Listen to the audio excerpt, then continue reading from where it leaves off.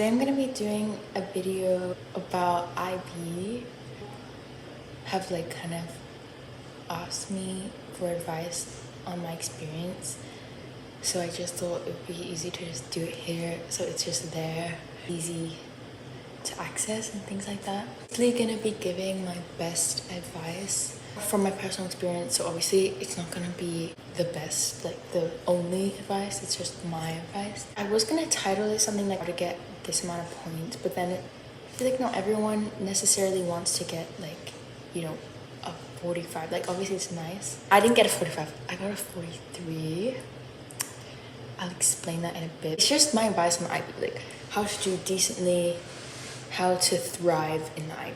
Okay, and I'm also gonna show a little reaction video that I have, which is really not emotional or anything, because it was so far from the IB, it was like out of my life, that I kind of was just, it didn't feel as significant in my life at that point because it was already summer. So I'm gonna go over first my subjects and main study methods I would use for each of the subjects, and I'll do my grades. My standard level subjects, so for standard level I did maths, analysis and approaches. Is that what it's even called? I don't even remember. I predicted was pretty much always a 6 from the start of year 12, and then I ended up getting a 6 in maths. So my main study methods for maths were practice questions was a huge part of it, like 90% of it, like past papers, questions from the textbook. And like, honestly, unless you have past paper questions that are like by subject, don't do like full papers when you're still in year 12, because like, the chances are that you haven't gone through every topic. I use that website, what's it called? Revision Village, and I actually had the gold membership thing, which honestly is really good because it just saves so much time of trying to find past papers.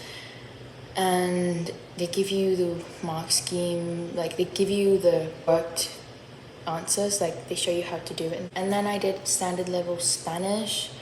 So for Spanish, my main study methods, one of them was Quizlet, where like throughout the whole year, well, our teacher basically got us to make this like massive Quizlet, like loads of like massive Quizlets of like just words that we came across during the year. And like I would always add to it after we did homework, and there would be like words that I saw in homework and I didn't know, or that I had to look up. I would add it to the Quizlet, and I would always kind of go through that. I'd always listen to the Duolingo podcasts. I listen to it on Spotify. I feel like it might be on YouTube, I don't know. But just anything in Spanish, like even TV shows. I didn't really watch too many Spanish TV shows, but Duolingo, I'd listen to the podcasts, like whenever they came out, I'd listen to it because they come out like every week. And that's really helpful for like listening and speaking, because your brain is more familiar with hearing the Spanish language. And other than that, kind of just past papers. For speaking, like before we had like a mini speaking thing in class, or like before we had like a mock speaking, I would always practice speaking out loud. Sometimes we'd get prompt questions that they could ask, like example questions, and I would just like answer those out loud. And that really helps because your brain kind of, when you do that, then when you actually do the speaking, your brain has already kind of like answered similar things or talked about similar topics, so that you can bring those out again. And also when you're speaking and sometimes you want to say something but you don't know how to say it, you can look it up and then you can like link that into your vocabulary, so that when you're speaking and like you might tend to use like a certain phrase a lot, or you want to say something but you don't know how to say it, and that always happens, like then you'll have that like phrase to say. These are really brief ways of my studying, but I feel like this video is going to be more like general advice rather than subject advice, because I feel like it suits more to the IB to give like general advice instead of subject advice. I got a 7. I was predicted to get 6, and then like halfway through I moved up to a 7 because I mentioned it to my teacher, oh, like would it be possible, and then I like through my work I tried to like show that I could get a 7. Worked hard to keep, you know, progressing. So I got a 7 in Spanish. Okay, then I did SL biology. Actually, I almost did SL chemistry. Like I was really close to doing it, and I already decided to do it, and like I was meant to do it, but then I just didn't. Then in biology, I also got a 7. I've always been predicted a 7. Kind of like a lot of remembering things, in my opinion. The methods, okay, I'll do a lot of Quizlets or like flashcards for key terms, because that's like in science, I feel like you always need to have the key terms. I would have like a summary sheet for each subject. So it would be like cell biology on one, like a mind map. So I'd do cell biology, and then I would do like everything about the topic outside. And I would do that before the exams. I mentioned this in the IGCSE video I did, where basically I would go like recall before the exam. So basically, after you've studied everything on a topic, you get a plain piece of paper. Then you write the topic, and then you just write everything you know about the topic until you really can't think of anything. Sometimes you can have like the syllabus up for like pointers, but I feel like the IB syllabus kind of gives a bit of hints compared to IGCSE. But just write everything you know, and then afterwards look at your notes, and then like add the stuff you might have forgotten about. Doing past papers. One thing about IB that a lot of people use in bio is BioNinja. BioNinja is helpful, but I feel like it's really simplistic, and I feel like it is a really good resource for like a simple understanding. But if you really want to get like fully understand, I feel like you need to look at like textbooks, and like even YouTube videos can be helpful. I would say also for biology, this is what was different from IGCSE, was that in biology you could still like just basically learn the syllabus and everything, and like you'd be pretty much okay and do some past papers. But in math and Spanish, I feel like it's a little bit different, because the syllabus isn't so specific that like you can just read that and you'll be fine. It's just, you have to think more for yourself in the subjects. My iPad just fell on the floor, but I'm continuing. So what was I talking about? Now I'm going to move on to my HL subjects. So for HL, I did HL economics. HL econ, I was always predicted a 7. So my main study methods for econ, I would always read a lot of different like resources for studying. Your school sometimes gives you like textbooks and stuff. I would have that, but then I would go on like online YouTube resources, or I would buy like the study guides that you can get, because like, I bought one study guide that was so good. I think it was like the Oxford one, which was so good, and it was really, really detailed, and it kind of went like, it just kind of went into extra detail in my opinion. I feel like using a lot of different resources can really boost your grade up, because you're like taking different perspectives, but it's about the same thing, so you have like a more nuanced understanding of it. If you do econ already, you'll know this. You have to like always define the key terms of the question that you ask in essays, and that can come up in the paper 3.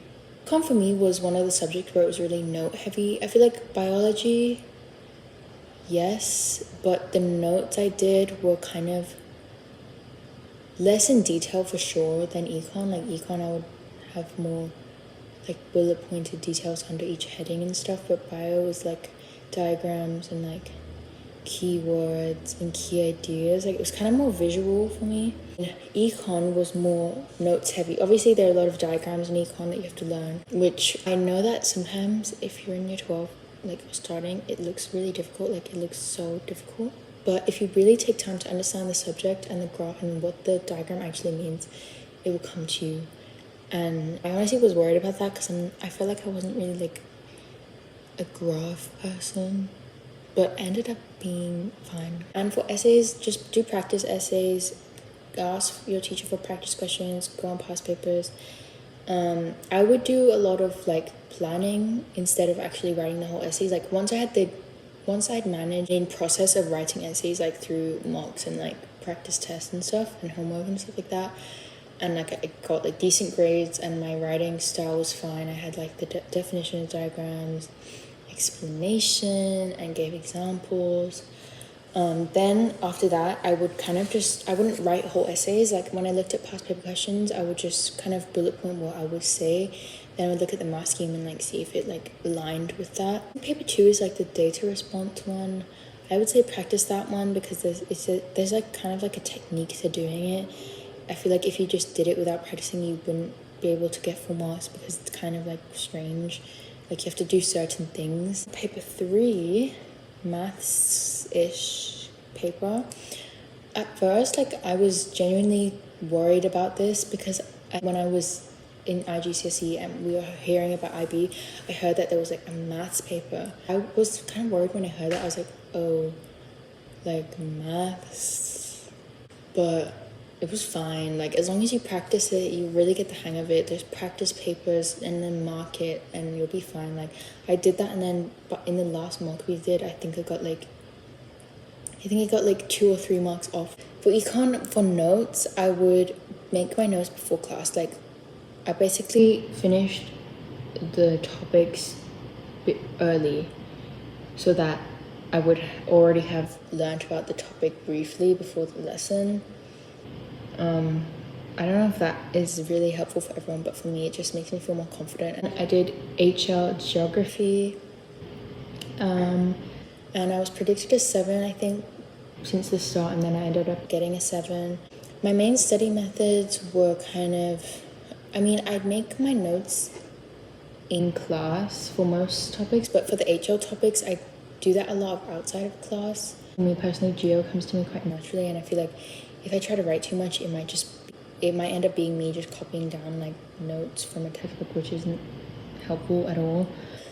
So I would sometimes make some brief notes before the lessons and go through the topics before. I would do that more for HL topics because I feel like those are more kind of, the HL topics are more broad, and the SL, like the main core topics that you do, I feel like there's much more to talk about, and then you can go beyond what you're taught, and that will help you. Because I found the HL topics really interesting, so that's why I did kind of outside lesson stuff. So yeah, I would make some notes before class or go through topics before and after lessons. Like when I had breaks and stuff, for all lessons, honestly, I would just like go through topics like during half term and stuff, just to like recap, refresh, or I would like go in advance for like topics coming up. To my last subject, which is HL English Literature. So for English Lit, I was predicted a 7. I'm pretty sure from the beginning. And then I ended up getting a 6, which was kind of sad. But I mean, at the end of the day, it doesn't really, like, I feel like it doesn't have any tangible impact on my life. It was still kind of sad because I really did love English Lit, and I worked, like, outside of class, I put a lot of effort into it to like think about the books we were reading and stuff. But it's okay. So yeah, I ended up getting a 6. My advice for English literature, okay. Well, in English Lit, you kind of read like different like kind of set texts. So I would say, for me at least, what was really helpful is I would make a massive Google Doc for each book and then write all the notes. Everything I would like talk about in class, I would write it, or outside of class, like when I'm reading it, I would write stuff. Just so you have like this big file of stuff, because when it comes to doing the HL essay, that will be so useful.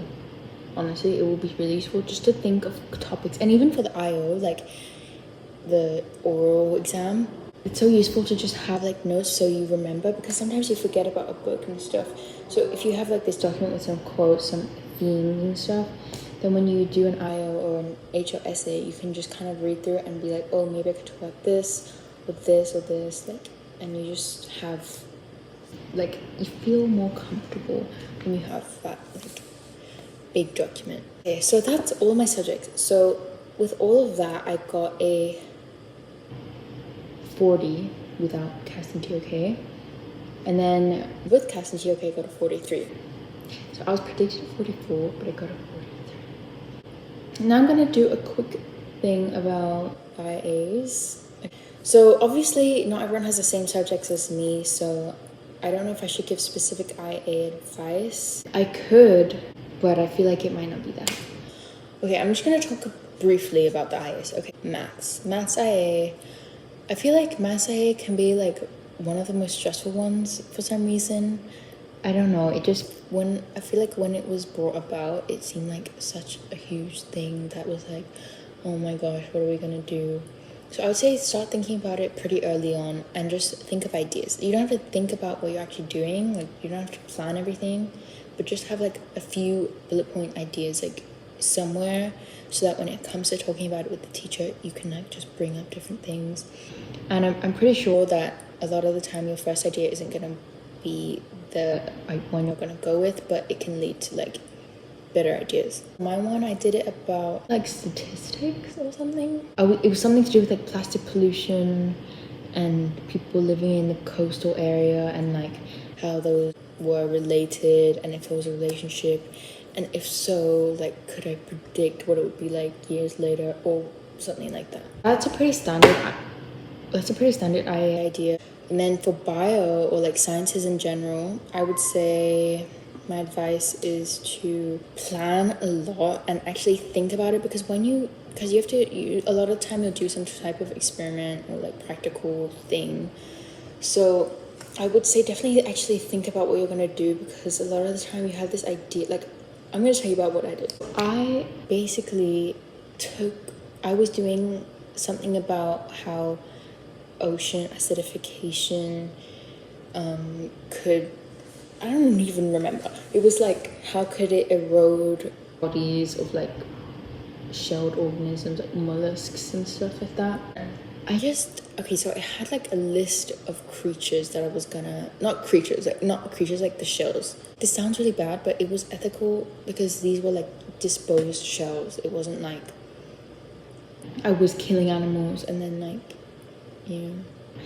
Okay, but one thing about this that I didn't think about was that it would really smell bad, because I'm basically leaving shells out for like days, and like obviously I did experiment. I had to like clean the shells, and like my hands would stink of fish. That was just not nice to do.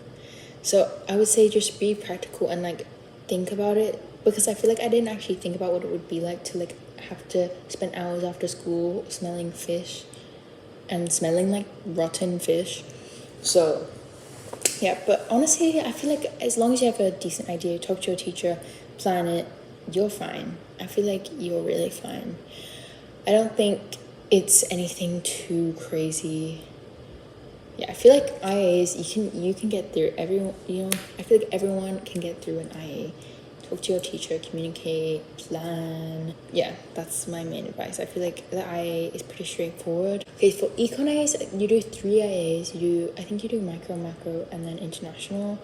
Honestly, this is something that you can take advantage of to get like, you can definitely get a 14 out of 14 for sure. Like, it's definitely possible. Just like follow the guidelines your teacher sets you, talk to them about it. Like, this is a really good chance to get like that good boundary of like safety for your grades. I feel like econ, it's nothing to stress over. And it's honestly not even that many words. And then there's GeoIA.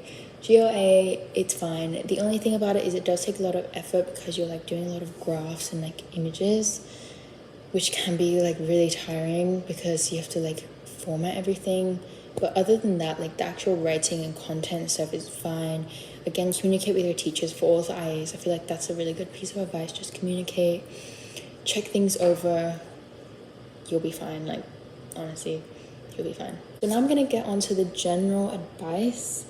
I'm gonna talk about my pre-IB life. So before IB, I did decently at IGCSE. So, and I had one teacher that was the same as I did in IB for geography, which was nice. I honestly didn't know any of my other teachers before, like I'd never had them. So I was kind of scared about that thing where you feel like you're worried that your teacher doesn't know you well enough, and you want to get like, letters of recommendation, or you want to like do decently in class, but you feel kind of you don't have like a relationship with the teacher kind of.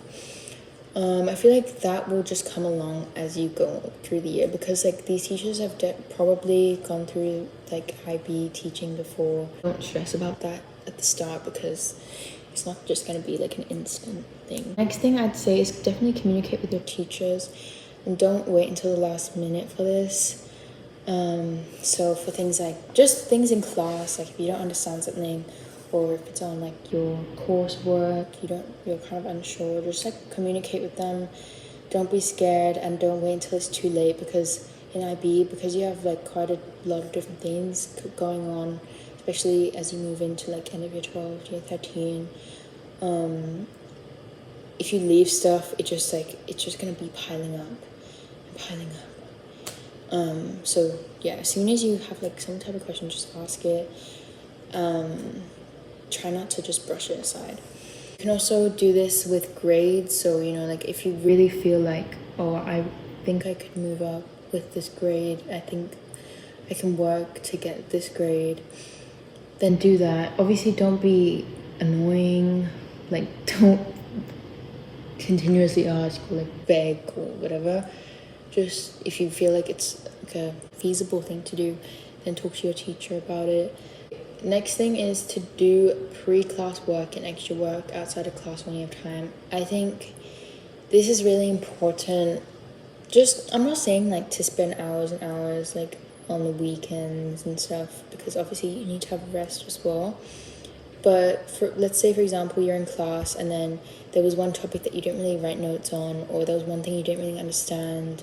I would say if you have like 30 minutes to an hour one day of the week, or during like a free period, or during lunch if you want, just like do it, because I think it makes so much sense to just do it, get it over with, and again, don't let things pile up, because that's just not gonna feel good later. Like, just think about your future self and say, oh, I think my future self would be so happy if I did this now, because then future me would be not worried about that then.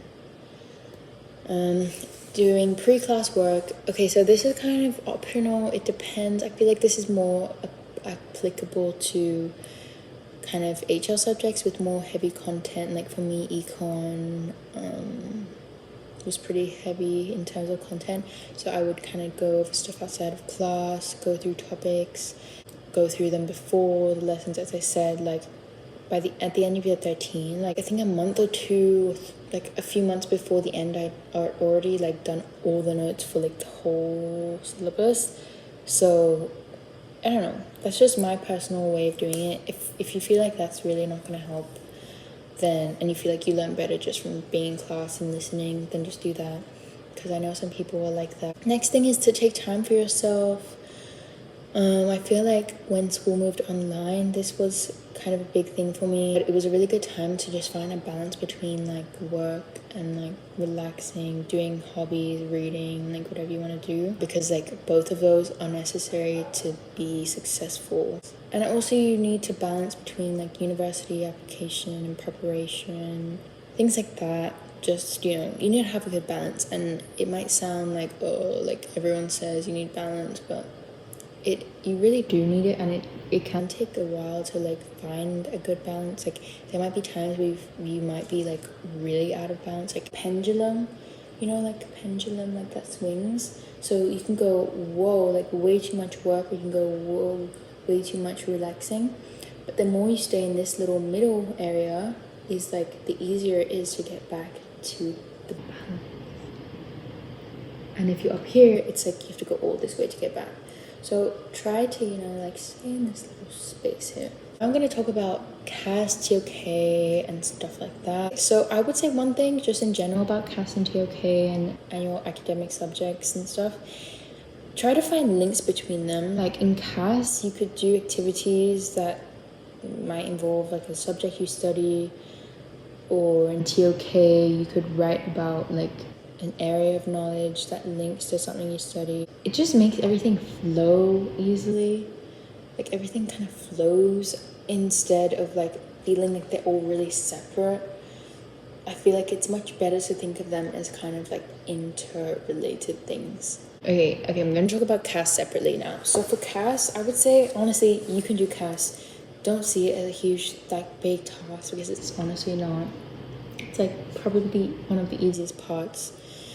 Like you can get it done. Like anyone can get through the CAS thing. You can do it, you know. And ways to do it and make it feel easier is to see it as something fun, like a time to like relax, not do academics, like, you know, just a time to do other things. And don't see it as a task. Like do stuff that you maybe have already done past years, or things that you're already interested in, do it with friends. Make your life way easier. If you see it as like just a fun thing that you have to do, not a big deal, you'll get through it. Class project, just find an idea as early as you can. I got it done in like term 2, year 12, which was so good. Just try to get it out of the way as soon as you can.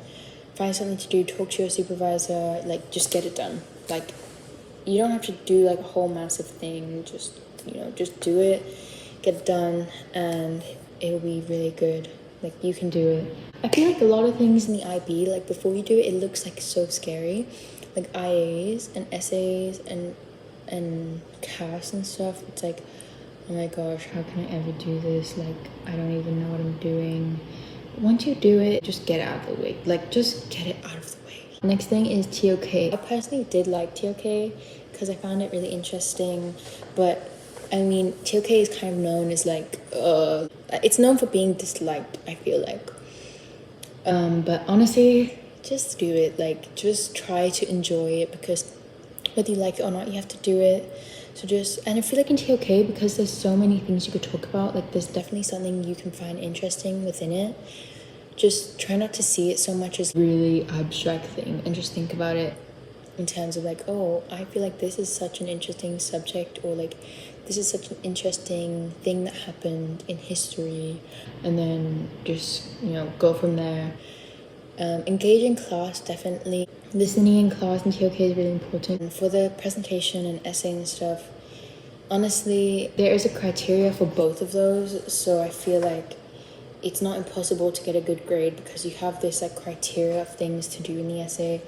So it's like, it's kind of like formulaic in a way.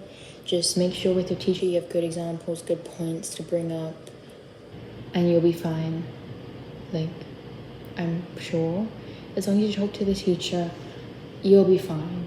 Okay, another thing about IB is like you will make mistakes at times, and you will have times where like you might get a bad grade suddenly, and then you're like, oh my gosh, this is the end of the world. That's happened to me. Like in econ test once, I got like a 4 or 5. I did bad on paper 3 and the paper 1 was fine. And then I was kind of like, oh, okay, honestly, I wasn't that impacted because I knew that I made loads of dumb mistakes. You're gonna have times where you make mistakes and then you feel really bad, or you feel like you can't like get back up from that. But honestly, you can. Like, I'm giving you my word that it's definitely possible to get over like times you might feel kind of like unsure of yourself and your abilities. But like, just believe. I believe in everyone, that everyone can do well. Like honestly, I really do. I feel like IB is something that's kind of like over exaggerated when like a lot of the things in it are quite like, they'll give you criteria, you have your teachers to talk to. I didn't see this as much in my school, but a lot of my international friends kind of complained about teachers like not being the best teachers they've ever had and stuff like that. I feel like is definitely a difficult and annoying thing to have to deal with. I honestly wouldn't really know what to do, so I feel like all my teachers were like really good. Like I honestly don't have complaints. Maybe talk to a different teacher within the subject. If it's really bad, go to like someone in a high position and be like, okay, I feel like I would feel more comfortable, or I would feel more supported if this and that. When you do like first drafts and stuff, like try to make them decent. Sometimes I'd be like, oh, it's just the first draft. Try to put the most effort you can. Like you might have other stuff going on at the time which makes you not able to like, really go full on, but just put the best that you can. As long as the best you can do, that's like the best thing. You get like a limited amount of drafts a lot of the time, and you want to take advantage of the drafts and the feedback from the teacher. Okay, next thing is just kind of another thing about like difficulty and challenges. So sometimes it feels like you've literally been like dropped into the deep end, feel just lost in IB. I feel like I've definitely had that. I think those times will definitely come. Like you'll have like low points and high points, and in low points, like it can be hard to like be positive and stuff. But honestly, just think that like when you're low, the only way you can go is up. As like someone who did IB, I would say just push through it. You'll be you'll be okay. It's not like the end of the world or anything. This is also about taking advantage of things. This part is when you have unit tests or like mock exams, try to just do your best on those when revising. Like, obviously, sometimes you're busy with sports or other commitments. Do your best with those because it's a really good chance to just be in exam conditions, see what you don't know, test your knowledge and things like that. I feel like this is kind of an obvious piece of advice. Really good way to find like your safe area. You do a test and then you get a 5. I would say then, you know that, okay, I need to work on this because to get a 6, like I'm predicted, I need to be in a safe boundary of like a 6 at least. I don't know if that makes sense, but just like having margins of safety kind of. Like when you get your percentage, like how far were you off of the target and stuff.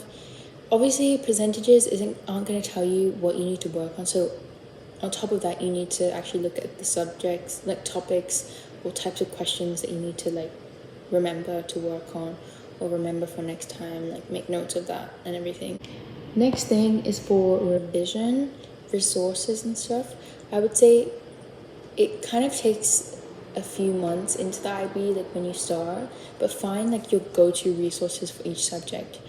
Like I was talking about Bio Ninja or that like the econ study guide that I bought. Like try to find things that, you know, when you have to study, you just go to this resource and you know it's going to be good. You know you can trust it. You know that it's like you work well with this resource and it helps you and it gives a good understanding of whatever you're studying. You don't want to have to be like scrambling for resources, or you don't want to have to feel like unsure about the information that you're studying and things like that. I feel like, I don't know why, but I feel like the advice for IB is just different to IGCSE in that I feel like with the IB, when you want advice, it's kind of easier to go to people who have done the same subjects as you, because I feel like the IB kind of looks different for everyone because everyone kind of has different subjects, different things they might be doing. So this is obviously my very specific personal experience and advice. So it's not going to be, you know, like the perfect advice for everyone. It's not going to be as helpful for one person as it is for another one. But I just wanted to put this here as like a just advice thing, because I feel like when I was in IB, I would definitely watch videos. I feel like the reason why I'm just a bit like is because I finished the IB, okay, maybe 3 months ago or something. So it's kind of just like faded and then moving on. Like once you finish IB, you get through it, you pass and everything. It just becomes like this memory. But when you're in it, it's really like, oh my gosh, it's scary. Everyone can get through the IB. My last thing is just to like put yourself first over everything. So let's say in terms of mental health, like maybe 1 week something's going on and you're kind of like on edge and you feel like, oh, I feel like this is too much for me to take on right now. Just go to your teacher or the head of IB in your school and just be like, I'm really struggling with this right now. Can I get a bit of an extension? And 90% of the time, I think you'll get that extension as long as, you know, you're being sensible. Like, you're not just being like, you're not just doing it just to get the extension, but you actually feel, you know, I feel stressed about this. Can I get an extension? Do what feels good. Like, you know, if one day you feel like your brain is so tired that you're like, I don't think I can study right now, then just don't. Like, the rest is just as important as the studying and the extracurriculars and the sports or whatever. It's just as important as the studies and the academic stuff. So I feel like IB is a really good chance to get to experience like having a lot of different things going on and learning to like find a good balance. And as I said before, there are going to be high points and kind of maybe lower points. It's all going to work out. I don't think there's like a huge benefit or disadvantage from either of them. They're both really good like systems, academic systems. I guess A level is more like if you are more comfortable with like having less subjects and just like studying these 3 subjects in a lot of depth and spending all your time doing that. And then there's no Castio K and other stuff like that. Like if you're more comfortable with that, then do that. And then IB, like, it's just more diversified, kind of. Okay, so if you guys have any questions, then please ask them. I hope there was something helpful in it. And good luck to everyone who's studying IB. Or if you've already finished IB, then congrats. Thank you. Oh my god, I got it. Got 43. Yeah, great. Yeah.